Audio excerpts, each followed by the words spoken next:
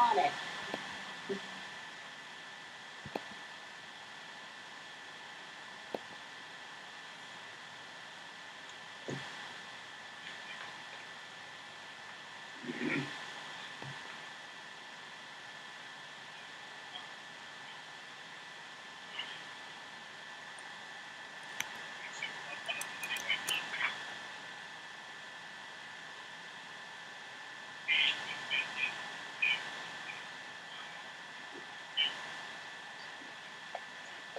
Sounds like somebody else knows the game's on.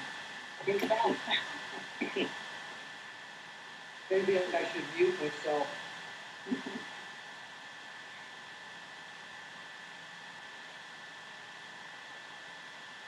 Are we going to ask for identification of the particular member?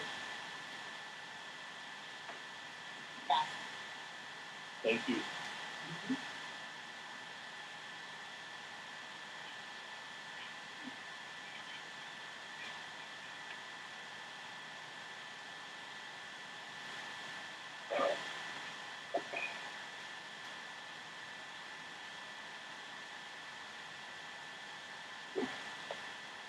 All right, it's 6:30 p.m. Let's go ahead and get started. Welcome to the regular meeting of the Fossil Ridge Metropolitan District, numbers 1 through 3. Today is Monday, January 11th, and it's 6:30 p.m. Board members, when I call your name while taking roll call, please let me know if you have any conflicts of interest you wish to disclose. District 1, Tom Waterman. Present with no conflicts. Craig Brown. Present, no conflict. Mike McCleary. Present, no conflicts. Dave McGraw. Present, no conflict. Terry Larson. Present, no conflict. Thank you. Let's move on to D2. Dave McGraw. Present, no conflict. Terry Larson. Present, no conflict. Al Plumhigh. Present, no conflict. Ted Nicholson. Present, no conflicts. And Tom Waterman. Present, no conflicts.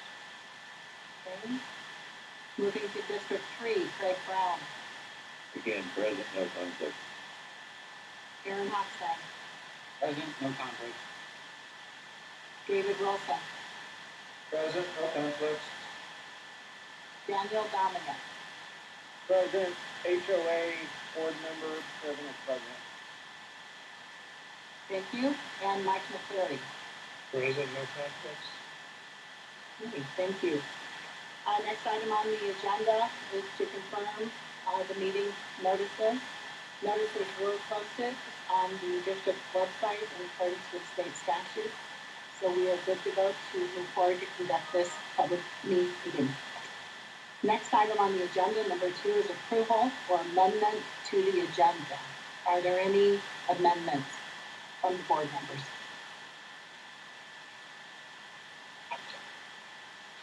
Hearing none, can I get a motion to approve the agenda? District 1?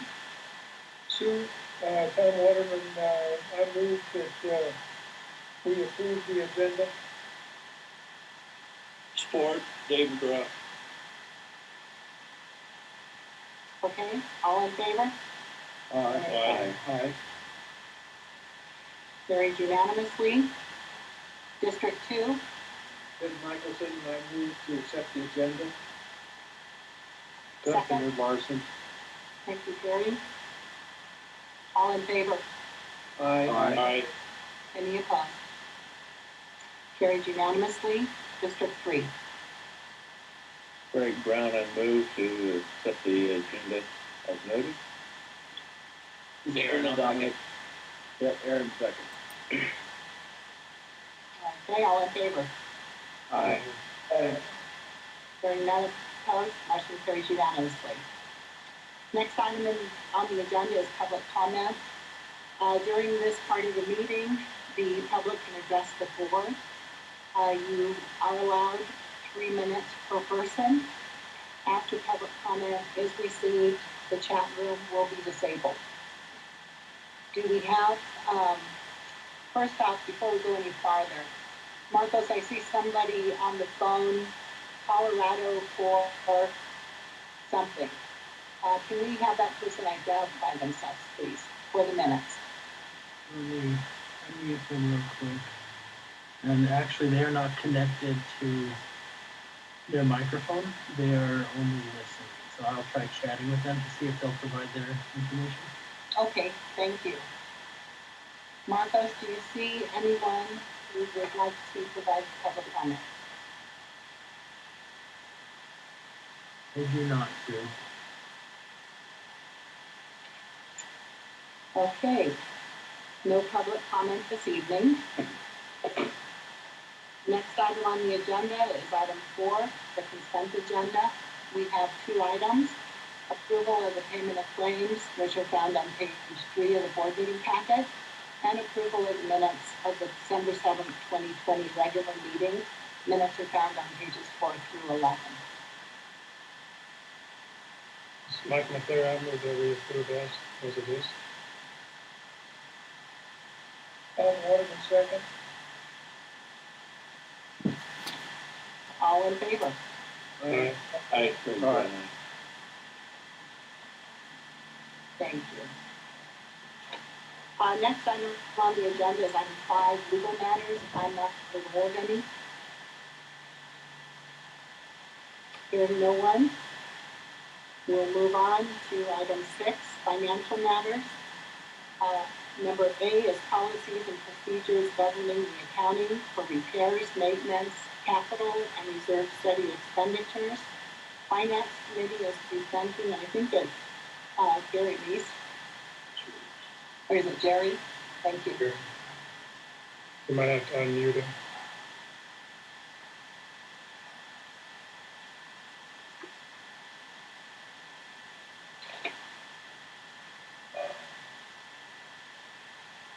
Jerry's still muted. There we go. Sorry about Okay, that. can you all hear me now? Yes. Yes. Good evening.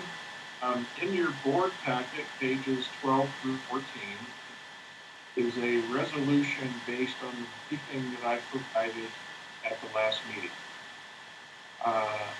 Since that meeting, I did send a copy to Christine McLeod, the CPA from Haney and Company, to ensure that this would be fine for our audit. Of course, it'd be the 2022 audit, because this will be implemented for 2021 financial statements. She had no problem with it, and I received no other feedback on the briefing since the December board meeting from the community.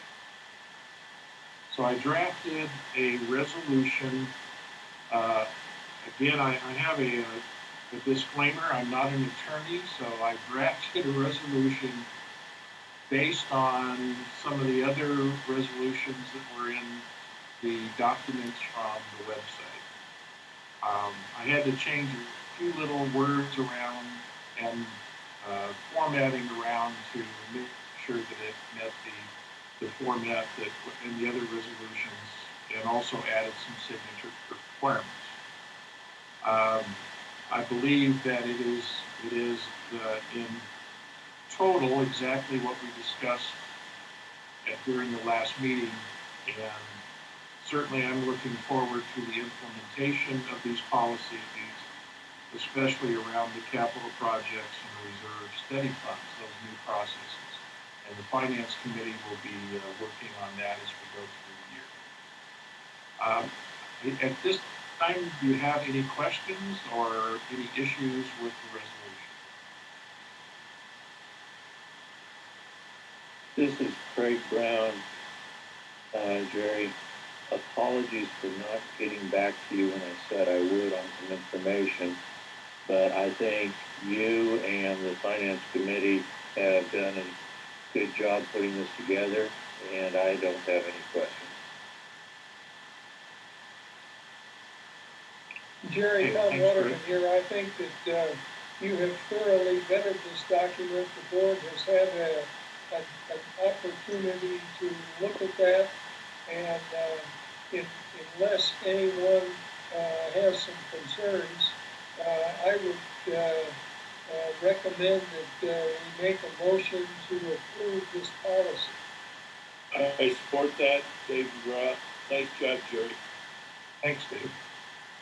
Dave Wilson, District 3, I think I can move it. And Jerry, great job with this. Thanks, Dave. And this Craig Brown for D3, second that. Ed Michelson, District 2, move for acceptance. Second, Larson. Okay, all in favor? Aye. Aye. Any opposed? Hearing none, the motion to adopt the resolution as presented carries unanimously. Thank you, Jerry. You're welcome. Next item on the agenda, let's see, mission, vision statement, and 2021 business plan, Director Wilson. Thank you and good evening. On pages 15 to 20 of the board package are copies of the two documents.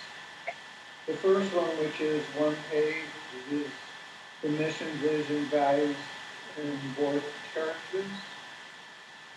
And in the next page is the draft business plan for 2021. At the last board meeting, we talked in some detail about the specifics of the business plan. I did solicit or request input from the residents.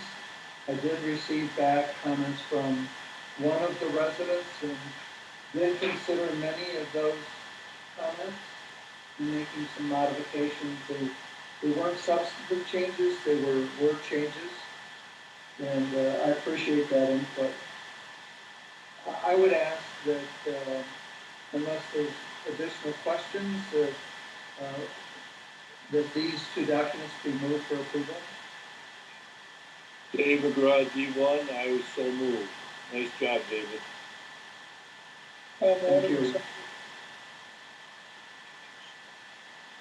Ed D2? Michelson, District 2, move for acceptance.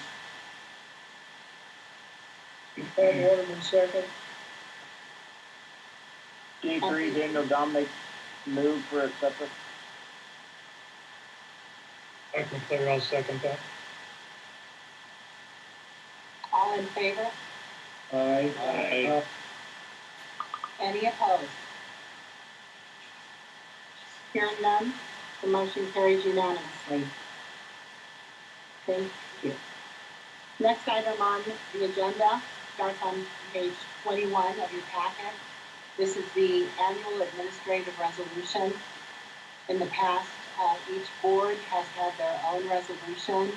This year, I attempted to do a joint annual administrative resolution just to save on paper, basically.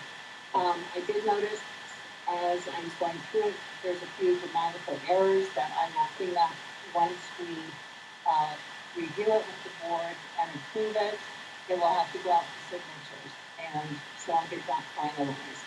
The purpose of this resolution is to outline all of the compliance items that are required for a special district, a metro district, under Colorado statutes.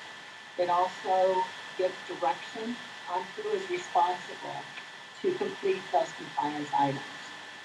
You guys have seen these in the past. Do you have any questions on these? Sue, this is Craig Brown. Are there any new requirements that legislatively or regulatory-wise have been promulgated that would be included in this year? Or are all this, I read through all of this and it's comprehensive. I guess the question is, are there anything that is new to this year? The only item that was included, as you may recall, that the board passed a resolution to allow electronic postings of meetings. So that was incorporated in here, but that's it for now. I know there's some things on the books looking at for next year, for 2022. But for this year, we're in good shape, and we've included all of them. Thank you. So Mike, I think most of these are things that CRS is gonna be taking care of, but I think at least one, I think, is a legal requirement.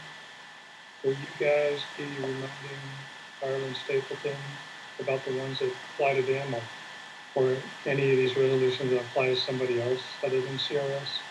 Absolutely. And I think, Michael, what you're referring to is if the county ever wanted or was requiring a plenary review of the district, which doesn't happen frequently. But in that instance, legal would need to be called in. Okay. Also, this doesn't have to be part of the resolution, but I think it would be helpful throughout the year to take these 29 items, put them in a Word document or a Excel spreadsheet or whatever, group them by like due dates, and then at each board meeting, provide an updated document as to what's been completed or what the status is, so that we have one place to look to see where we, the progress in all these. Absolutely. And I can give you a verbal update now on a couple compliance items. The district was required to notify the county of any boundary map changes. So CRS has already notified them and DOLA that there were no changes last year in letter form. We don't need to file any boundary map since it's already on file with them. And then also the transparency notices have been drafted and will be filed. The deadline is Friday. So you'll see those on the DOLA website. So clarification, please, the filings 17 through 21 are the ones that are currently under construction. And by virtue of the fact that they're contained within the perimeter previously established, we don't have to do anything else with those. We're in good shape. We are. Okay. Yes. Dave, did you have a question? That's exactly what I was going to ask the Tom did. We do have people living in filing 17, if that makes a difference. Okay. I will look at that. I don't think it does, but I will look into that. Okay. This does require a motion of the board to approve the resolution.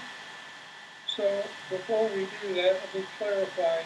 The only corrections that we are going to make are punctuation and misspelling. There is no substantive change that is going to be added. Is that correct? That is correct. And that'll be done by when, Sue? I'll turn it around probably tomorrow. Thank you. Before we make the changes and get it out for signature. So do you know if DOLA's, when we send things, is DOLA getting them on the website sooner than they used to? Seems like there's still a delay. Yeah, they're still short-staffed, not working, everybody there at the moment because of COVID, but, we've been getting receipts quicker that things still file, so that's encouraging, because that was taking weeks last go around. Okay. So they're turning those receipts within a couple days. Okay, thank you. Mm-hmm. Hey Sue, it's David Wilson. Yeah. I got disconnected, so I'm not sure how far I got lost. But item 25 on page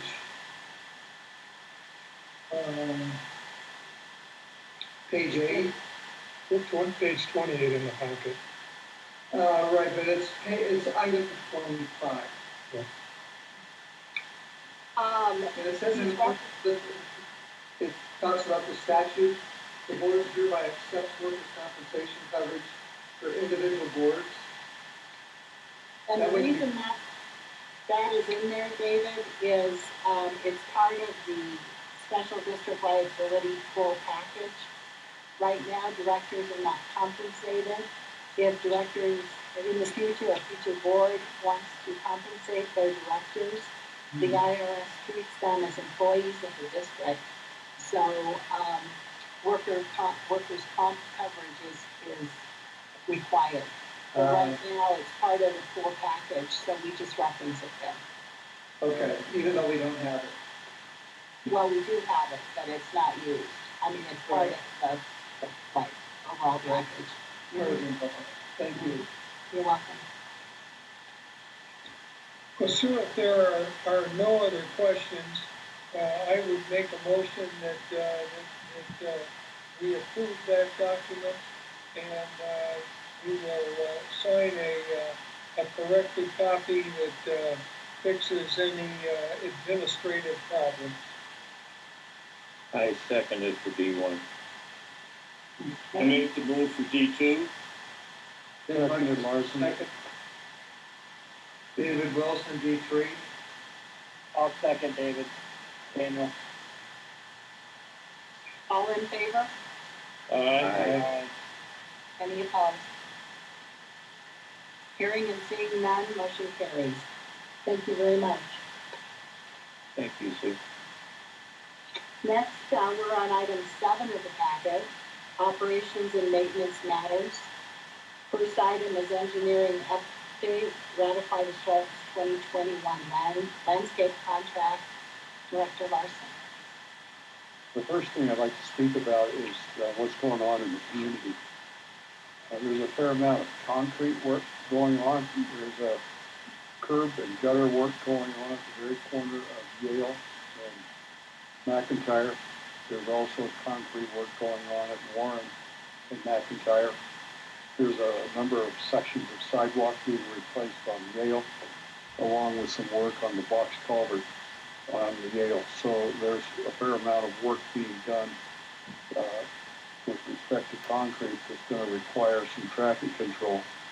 One of the major things that's going on is they're continuing to put in the light poles.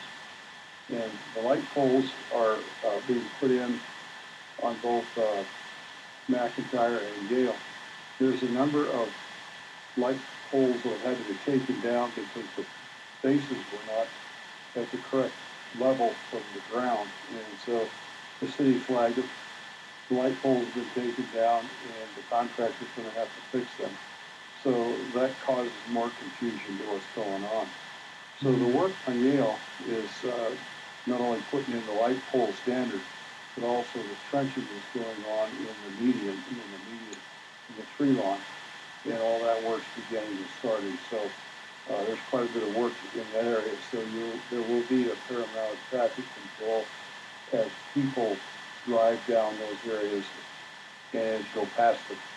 So those are the main things that are going on in our community from an engineering standpoint. The next thing I'd like to talk about is the Schultz contract. I guess I should back up. Does anybody have any questions about this, the report about what's going on in the community from an engineering standpoint? Do they have an estimate when they're going to have the light work all done? The light poles? It seems to go on week after week, and when they have to take light poles out, it extends it, Mike does not have a time frame when that should be done. Okay. Harry, I got a question for you. Driving down McIntyre and I guess also on Yale, I've noticed that some of the light poles, and this might be a little bit further out of our scope than than what we're made aware of, but I've noticed some of the light poles are in the tree lawn, and then other light poles, like like the next one down is on the other side of the sidewalk, furthest away from the tree line. Do you know why that's not seamless across the board?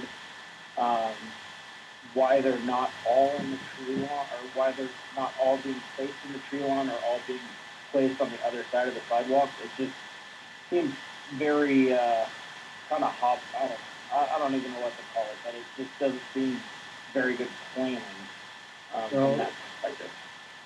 The locations were approved by the city, and I think it had somewhat to do with trying to light the sidewalk and some other things periodically as well. So I do not have a concrete answer for you on that one, but why they were placed like they were.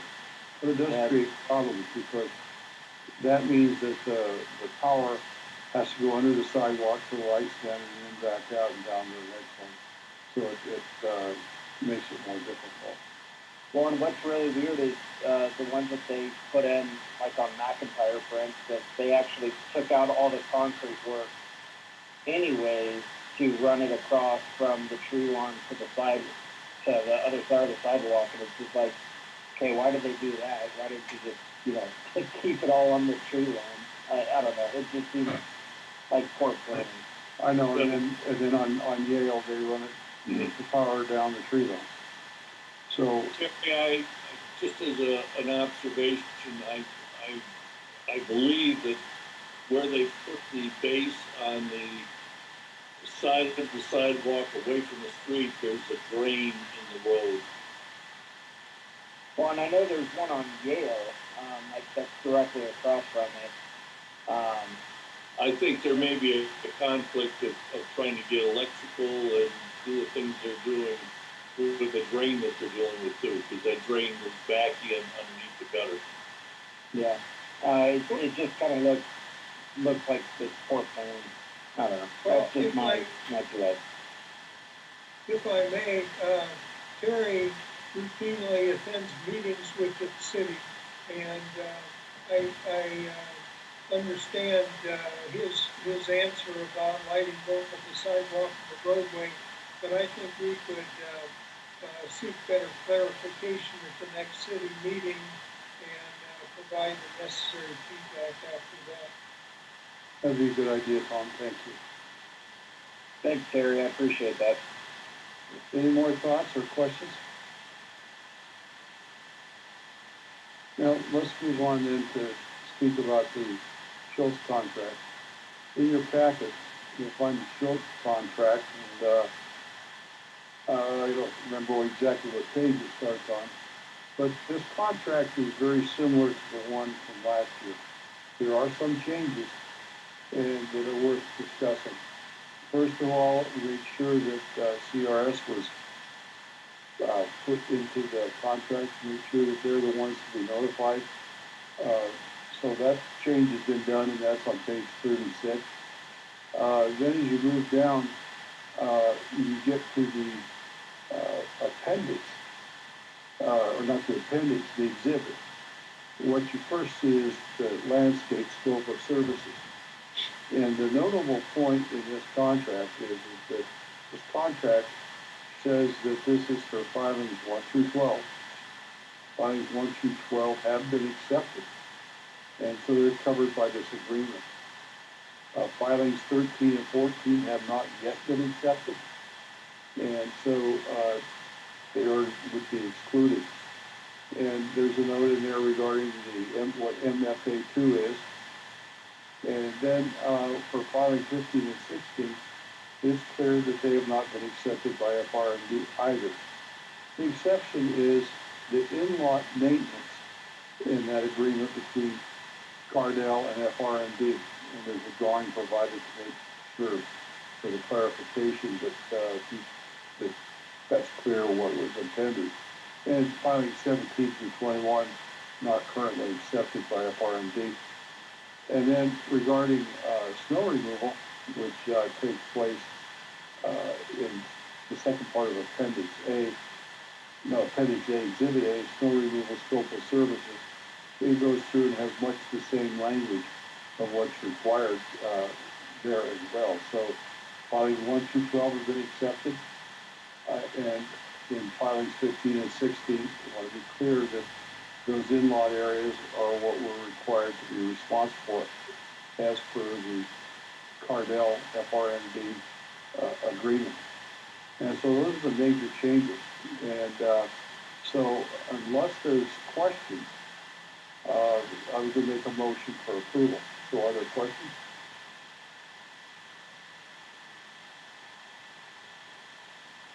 Based on the number of times that we have reviewed this, CRS's involvement, talking to Chris Howland as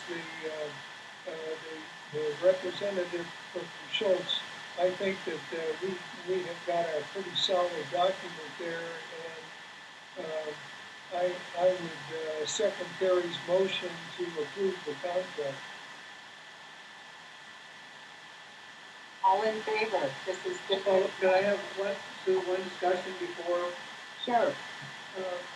Terry, the rates, have they stayed pretty consistent? They uptick a small percentage each year to 2 or 3%. Okay, But no, there are no drastic changes, no. thank you.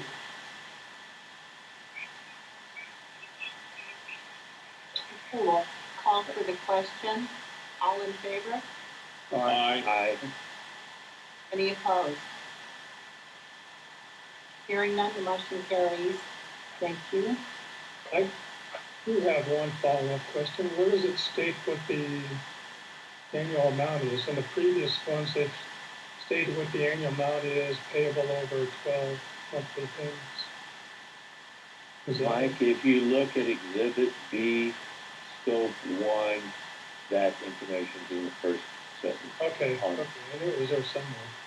On page 51. Yeah. I thought I'd seen it at one point. Thank you. All right. The next item on the agenda is the community manager update. Is that Angie or Matt?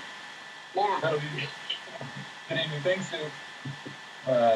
Yes, for the community manager update, retreat update, just kind of go right off the packet there on page 57. Rentals. In December, we hosted one event for bride and groom. They dressed up in, I guess, traditional attire and sat at the retreat in front of the fireplace for a ceremony for their family to see. With restrictions we have in place, that's about the best we can do. Moving along to fitness, we've had a few classes still take place on the retreat patio. They are not utilizing the fitness building due to mask rules and exercising.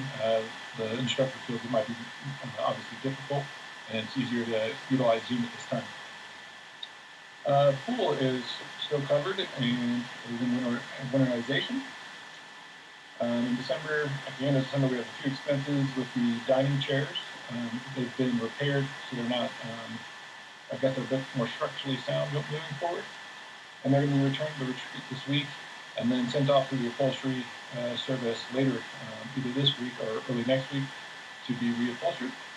The dining table is currently under, restaining. It's being sanded right now at the retreat, and will be stained.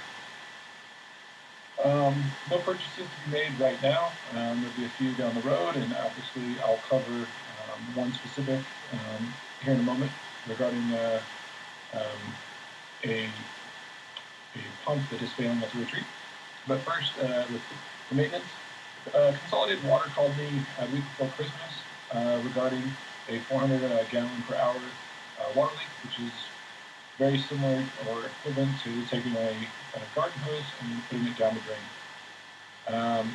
With that, with a lot of investigating, it was found that the entryway west side found inside the retreat, when the pump is turned off electronically, just simply with a light switch, water just flows straight through the pump, straight down the drain. So technically not a water leak if we're running the pump.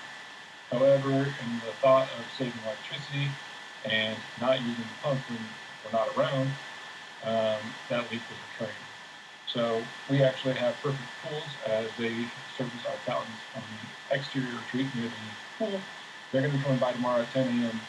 To investigate this in the crawl space and to see what options might be available to fix this, which could be a whole list of options. We don't really know until they investigate tomorrow. Task completed.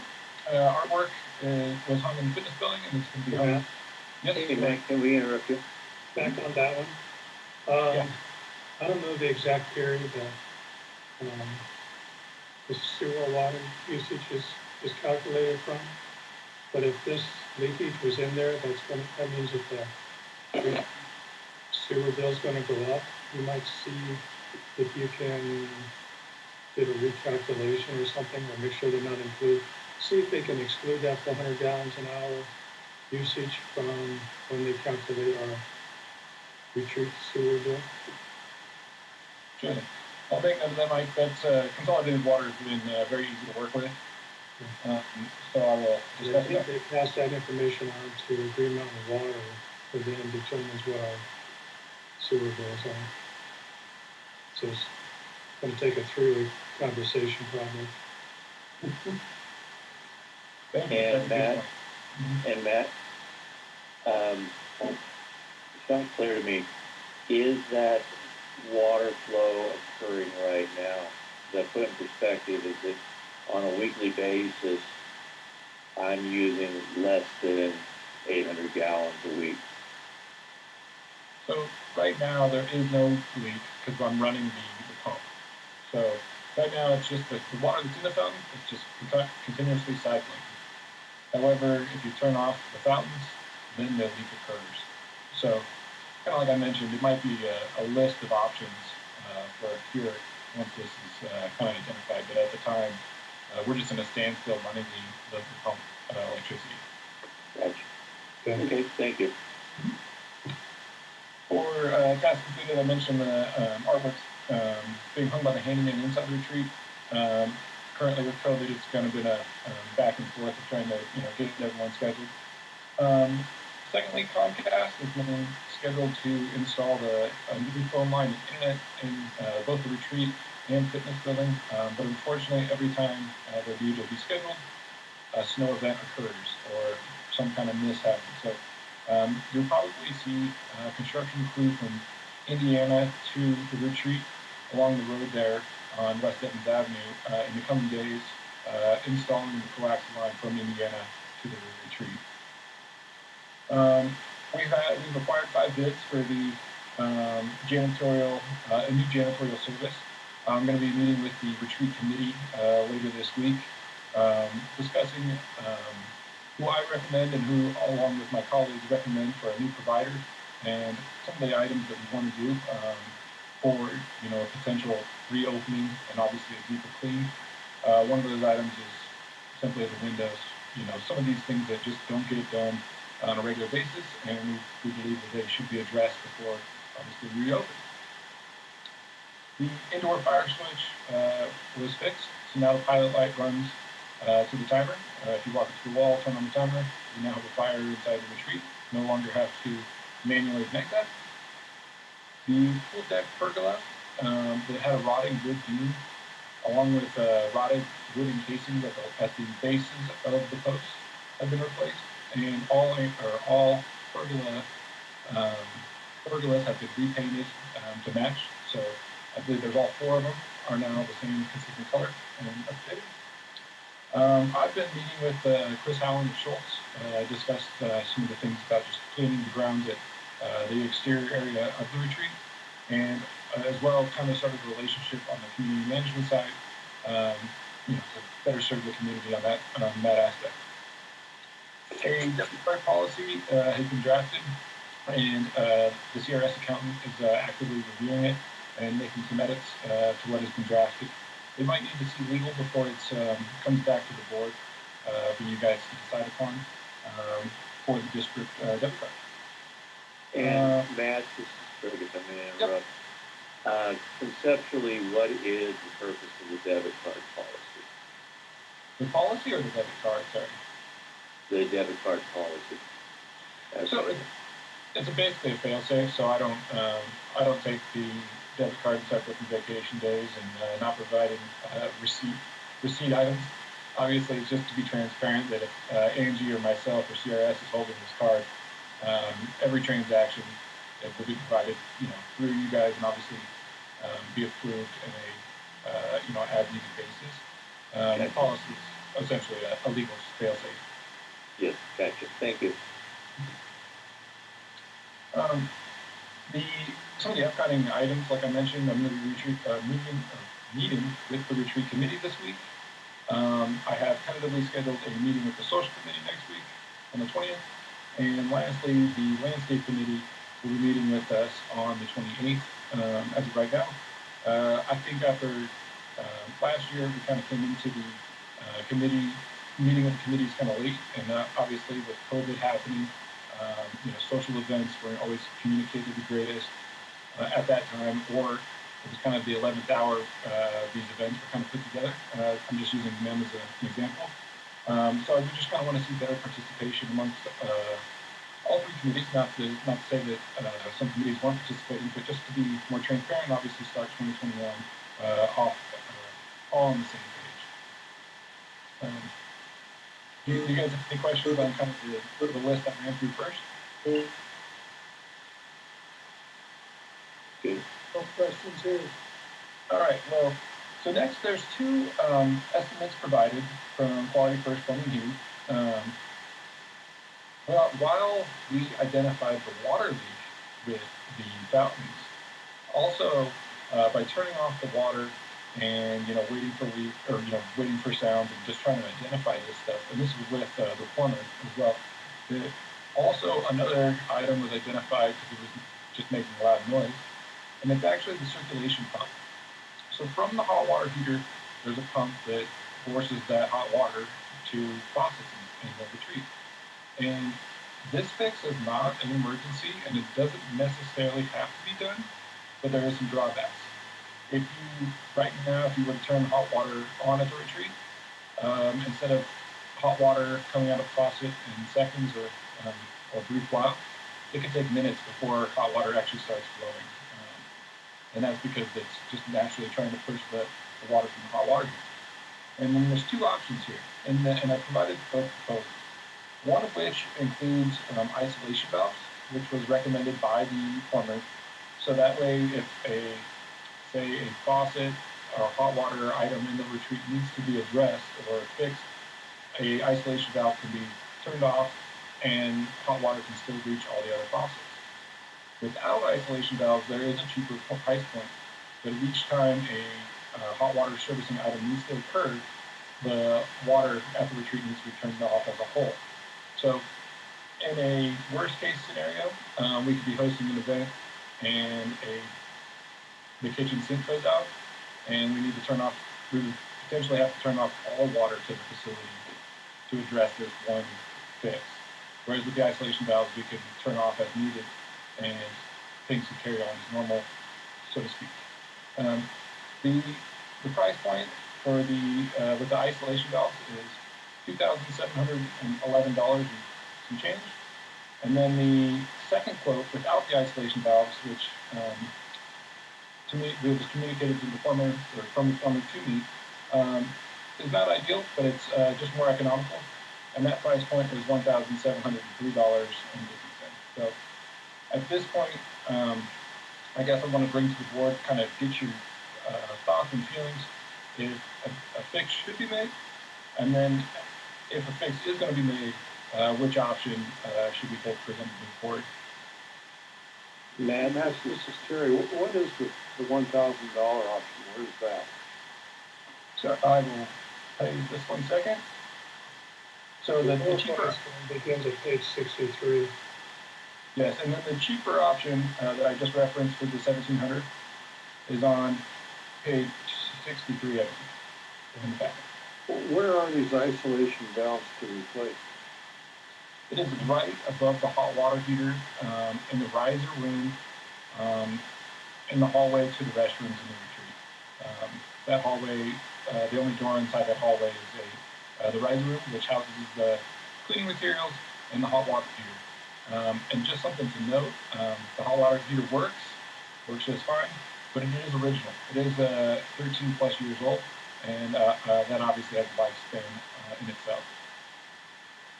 So Matt, the two valves that would go in, they are both on the hot water, on the discharge side of the hot water heater, or are they to isolate the cold water supply and the hot water discharge? I guess I'm not following that, what that does for you. And to be honest, Craig, if I could give you a straight answer or a brief answer, I would. I would have to confirm with the plumber. I did not quite understand that fully in person. It was kind of these things are not clear. Angie, do you have a response to that? Yeah, so originally we had talked about isolation valves only around that circulation pump. So that if an issue ever came up with that circulation pump again, it could be isolated. In looking at it further, there were no other isolation valves, and so the discussion became put 2 isolation valves in the bid, and then we can figure out the best location to isolate to isolate the most amount of things to affect the least amount of water distribution if we need a repair somewhere in the retreat. So it is a little bit up for discussion on where it's best, but we just haven't put 2 isolation valves in because that should suffice in isolating areas to fix. Because originally he just was talking about that circulation pump, which is, I don't think needs just on that, but, so we can talk about greater opportunities, but the 2 were just to make sure we have 2 in there. And as you said, this is not immediate. This is not an emergency type situation, so we have some time to allow you guys to figure out and come back to the board. Is that what I'm hearing?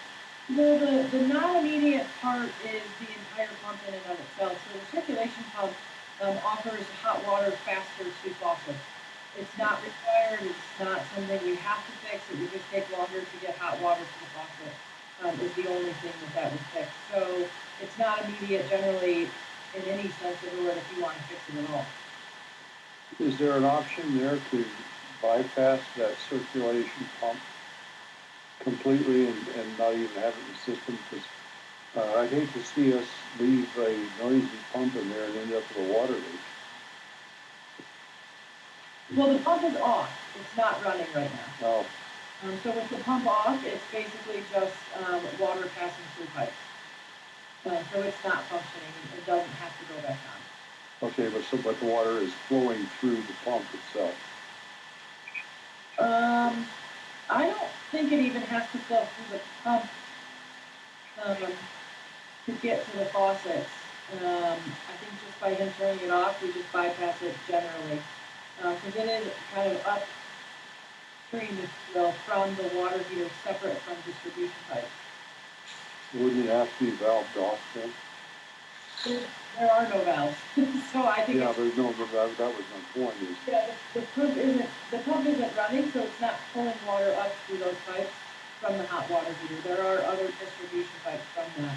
It's just not actually pulling water out from the hot water heater. So when we have to turn the water off, which facilities in the building don't have any water? Are the restrooms affected? It would be water to the entire building, yeah. Which is I think the purpose of the pump is so that you get hot water to the faucets much quicker. You just basically circulate hot water throughout the facility. So yeah. the water is already hot at the faucet. If there's a potential water saving, I don't know whether there is an energy saving. Depends on, you gotta heat the water anyway, which you circulate. This appears, Ted, to be a pretty, if I remember, a 2 horsepower pump. Yeah, well, I don't doubt that it's a good sized pump. That doesn't say. Yeah, I mean, but it's gotta circulate the water throughout the retreat for the hot water system.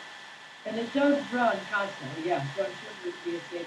Yeah, because it keeps hot water moving, so there's always hot water at the faucet. Right. Do you have any idea how long it takes to get hot water now to like the bathrooms? Or to the kitchen? I mean, it's pretty quick, hot water in the kitchen, I would say no more than probably 10 seconds. Yeah, just Without the pump. that's without the pump? With the pump, sorry. Yeah, without the pump, it's gonna be really Yeah. I thought maybe like 30, I mean, the gap was pretty big, it was 30 seconds to a minute, so we could test it and find out. Sure. I think if anybody wants to go look at it, we table this to the March meeting. It gives people time to look at it if they want to, from the board, or whatever. And if you guys could do some testing, like how long it takes. One question, the bathrooms in the, pool area and the exercise room, do they have their own hot water heater? Yes, they do, Ted. They actually have a tankless hot water. Okay. All right, well, my concern was that we were feeding those with this recirculating pump, and that would be a long time to get hot water. Yeah, No, just that one building, the other building has its own, yeah. Okay, okay. Yeah, and I mean, if you guys have additional questions or concerns, I'm happy to, run some tests, give you some times, take photos of the pumps so visually you can actually kind of see that what I'm just, kind of describing here and what Angie is describing. And we can move forward, kind of, obviously with some a little bit of research and more details provided, I'm certainly able to do that for you guys. And Matt, we don't have, activities planned, programs, much like this small wedding or other things. Are there any occasions that are going to cause us to need hot water rapidly? Right now, not on the calendar for January. Um, However, as we've all seen, the changes are slowly occurring. And if we table this till March, there's potential for, I'm not saying that we're going to be reopened by then, but there's potential that, we might be able to host a small event then. And for instance, they could have a dinner party and want to wash the dishes in warm water, but they might be blowing water a while before they can get that warm water. Well, I would think that we need to know, without the pump running, how long it takes hot water to get to the kitchen sink and somewhat to the bathrooms. The kitchen sink's probably more important, because it would be about the same for the dishwasher or anything like that. So I'm thinking that's the key issue, and it may have been put in and is not really needed. I mean, I got to wait for the further out hot water faucets in my house from the hot water heater. It takes a while, but I would think the runs are a similar distance potentially in the retreat to the kitchen sink. Let's say let's table this for now. Anybody who has questions, forward them to Matt and Angie. Certainly. Then I will plan on giving you guys a report in the coming days, give you guys kind of times for the hot water to obviously start flowing, and a photo of what the pump, placement of the pump, and then kind of additionally to that, I'll just tie that right into the fountain update for the fountain week as well. Obviously, two separate issues in themselves, but while at the retreat and doing these, kind of reporting, I will just kind of provide it together for you guys to review. And just an FYI, based on the policy we just issued or approved earlier, both of these fall under just the regular expense category. So if you have money in your budget for other retreat maintenance, if we do one of these, if you had the full amount spoken for with other projects, it would mean that you might have to delay another project until 2022. And that's definitely taken into account, Mike. Part of this was obviously just trying to be transparent on this. Obviously, beginning of the year, this is kind of the first problem. And conversely, we had another water problem.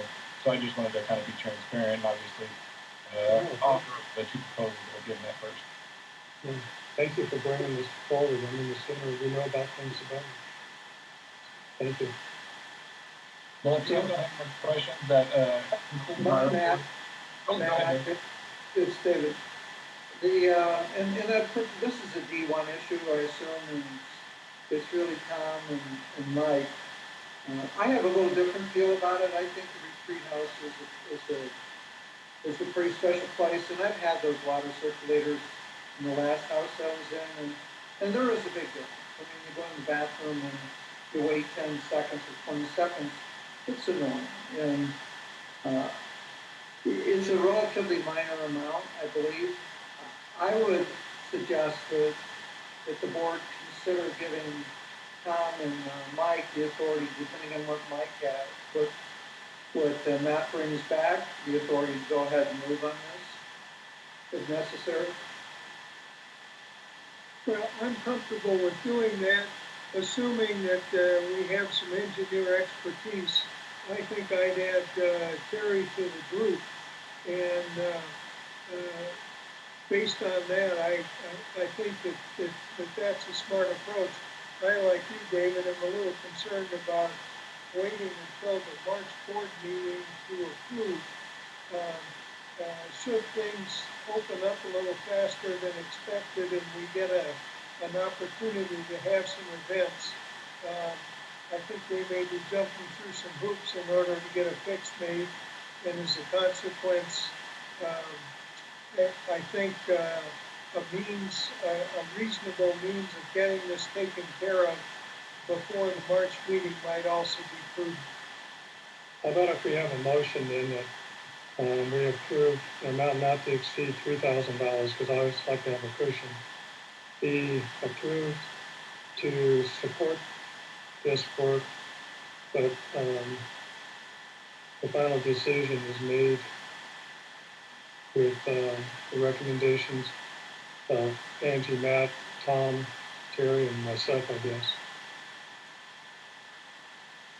I think, Mike, the only thing I would change on that is the recommendations of CRS as the retreat manager and concurrence by the board members.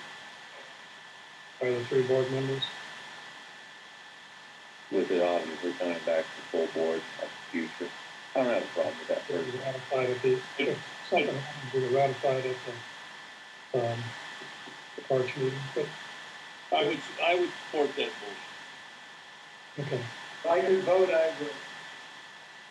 So, Marcos, do you have enough on that to write it down? I think I've got it.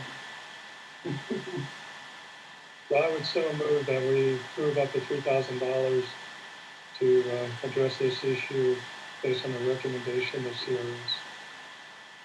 And initial okay of the 3 board members named. Is there a second for that? You already have it. Her Dave? Yeah, I got it. I support it. Okay. All in favor? Aye. Opposed? Hearing none, it carries. Thank you. All right, thanks, guys. If you don't have any other questions for my report, that concludes what I have for you guys tonight. Thank you, Matt.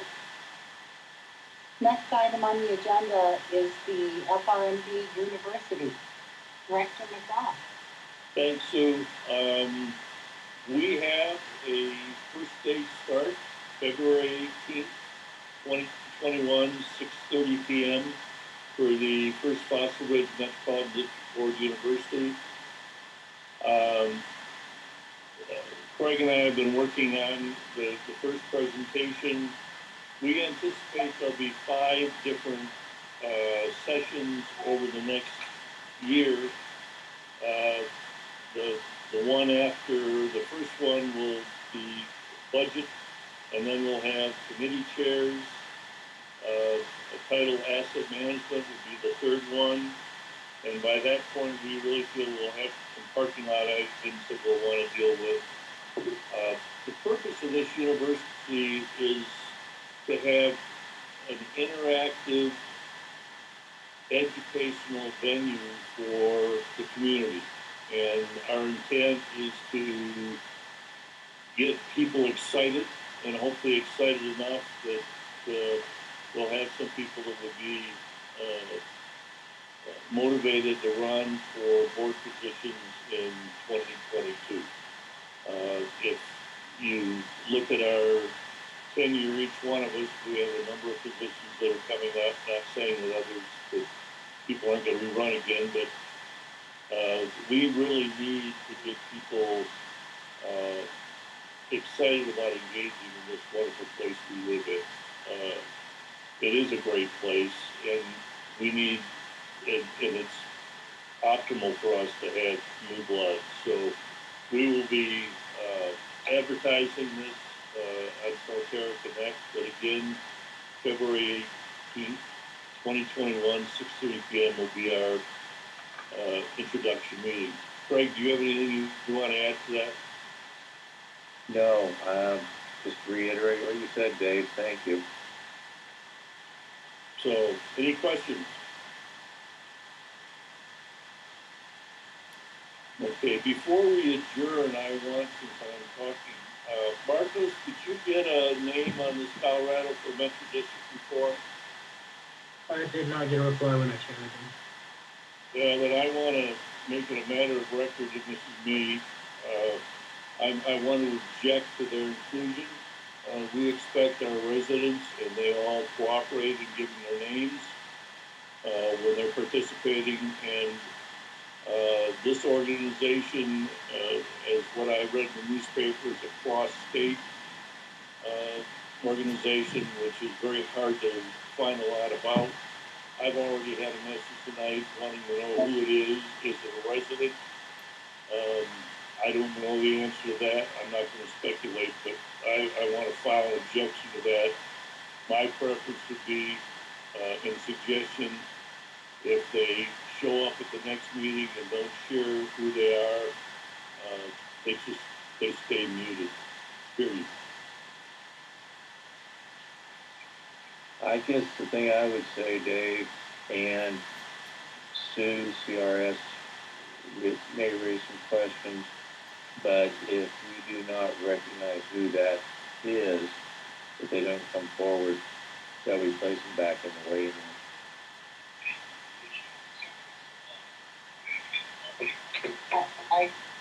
We can do that. I mean, your meetings are open to the public. They don't have to be a resident. However, the board has asked several times who is attending. For the minutes, we need an accurate record. And by them not sharing, it does create an issue. Correct. Sue, would we then be advised to ask everyone to identify themselves with both the first and the last name in order to be admitted to the meetings? Or is that too stringent? Well, I think we need that. We're required to have minutes of a public meeting. And it's hard to complete the minutes if we don't know who's in attendance. Okay. So after running in non-compliance, and we can fix that, as do others. So then do we need to make a motion that anybody participating in our board meetings has to have themselves identified by first and last name in order to be admitted to the board meeting? Yes, I think that would be helpful, and it would help maintain an accurate record. Then do we need to make a motion to that effect? I think you can just give us direction, Tom, to make sure that we ask the questions for the folks that are attending. If we don't have last names and first names, we ask them, and if they provide them, they can continue to be part of the meeting. Okay. So we've got that direction. Board members, I don't want to speak for you. Anybody have any thoughts or objections to that approach? I also think that, like other Zoom meetings, the administrator can change the name. So once they give Marcus or whoever's admitting them their name, they can change their screen name to whatever they're told. Right now, it's also whatever you put in, I think. Yeah, you're correct, Mike. For instance, I just changed Tom Waterman to show his full name, so I have that ability. You're welcome, Tom. We do have that ability as people identify themselves. We can update that as a post in COVID. Okay. Marcus, do you know who Clint is? I do not. I can ask them to unmute real quick.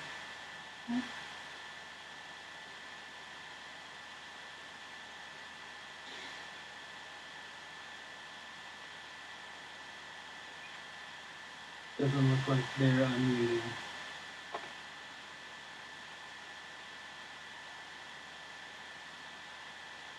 Okay, well, in the interest of letting everybody get to the football game, should we just establish that as a policy going forward?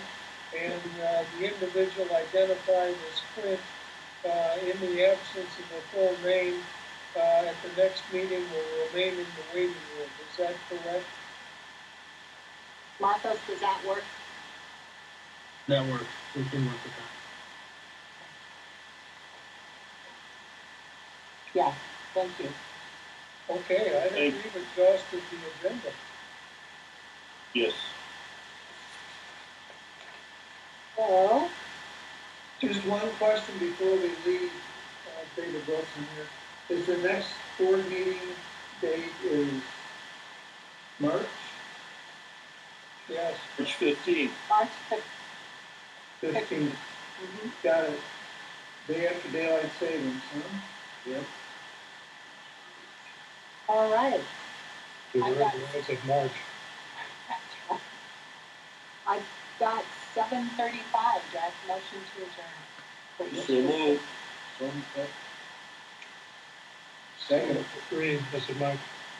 Okay, Second on 3.